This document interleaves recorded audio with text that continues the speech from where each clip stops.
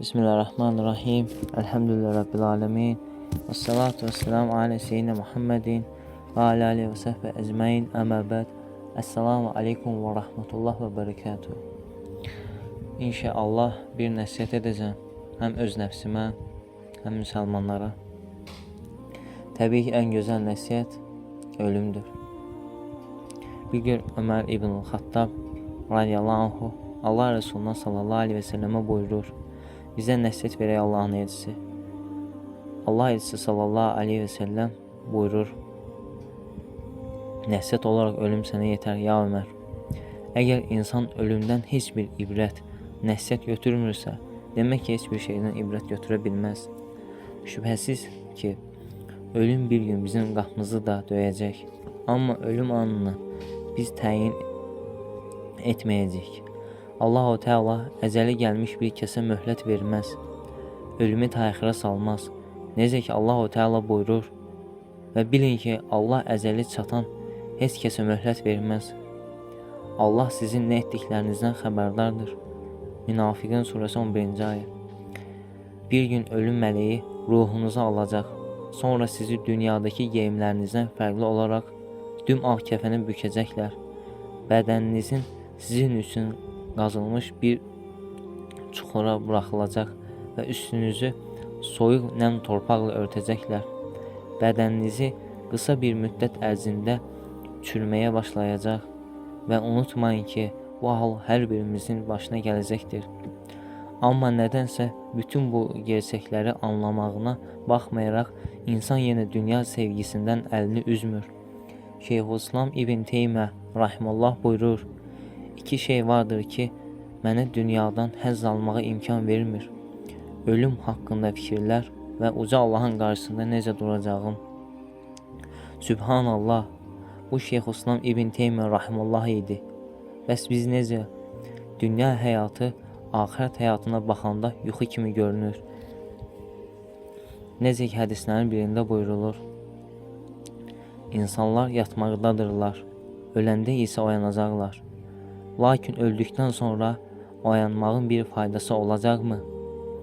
Necə ki, Quran-ı Kərimdə buyurulur: nəhayət müşriklərdən birinin ölümü gəlib çatdığı zaman o belə deyər: ey Rəbbim, məni geri dünyaya qaytar. Bəlkə indiyə qədər zay etdiyim ömrüm müqabilində yaxşı bir iş görüm. Yaxud bir günə qədər tərk etdiyim imana qayıdıb salih bir əməl edim. Xeyr, bu onun dediyi boş faydasız bir sözdür.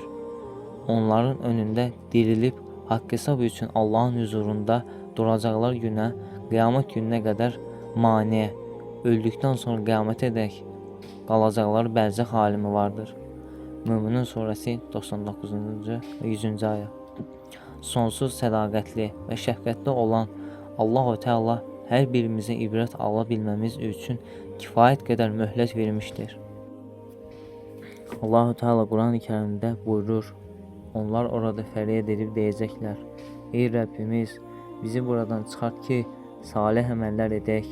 O əməlləri yox ki, dünyada da edirik.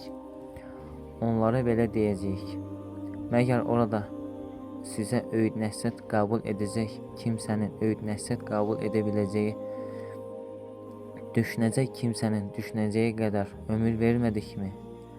Hələ siz kafirlər Allahın əzabı ilə qorxudan Peyğəmbər də gəlmişdi. Dadın cəhənnəm əzabını. Zalimların imdadına çatan olmaz. Fətir surəsi 37-ci ayə. Hədis şəriflərinin birində deyilir: sonunu düşünməyib dünyaya aldanan kimsə ipək qurdu misalındadır. İpək qurdu özünü yuva hörər və sonunu bilməz. Sonra oradan çıxmaq istər, amma çıxmağa yer tapa bilməyib elə yuvasındaca ölər. Hördüyü isə başqalarına fayda verər. İbn Mutti rahimehullah bir gün evinə baxarkən evinin gözəlliyinə heyran qalır və hönkür-hönkür ağlayaraq deyir: Allaha and olsun ki, əgər ölüm olmasaydı səninlə xoşbəxt olar, sevinərdin. Əgər qəbirlərin darlığı, qaranlıqları olmasaydı, dünya ilə gözlərimizi işıqlandırardı. Həsən el-Bəsri rahimehullah buyurur: ölüm mələyi hər evə gündə 3 dəfə baxar və əcəli çatan kimsənin ruhunu alar. Bu vaxt ev əhli ağlamağa başlayar. Mələklər isə evdən çıxarkən geri ev əhlinin tərəfə dönüb belə deyər: "Bu mənim son gəlişim deyil. Mən hər birinizin ruhunu almaq üçün bu evə gəlib gedəcəyəm." Əgər ev əhli mələyin bu sözlərini eşitsəydilər, ölmüş kəsi buraxıb özləri üçün ağlayardılar. Ölümü unutsaq da ondan qaçmaq mümkün değildir. Onun üçün ölümü daima xatırlamaq lazımdır. Ölümü xatırlamaq üçün tez-tez qəbirləri ziyarət etmək labüddür. Məzarlar ağıl sahibləri üçün ən böyük ibrət mənbəyidir. Orada yatanlar da vaxtı ilə bizim kimi yaşamış, həyatda olmuşlar. Həsənoğlu Bəsir Rahimullah bir gün dostunu dəfn edərkən buyurur: "Bu dostum yenidən həyata qayıtsaydı, daha çox axirətinə hazırlıq görərdi. Amma təəssüf ki, bu mümkün değildir. Amma hər birimiz onun yerində ola bilərik.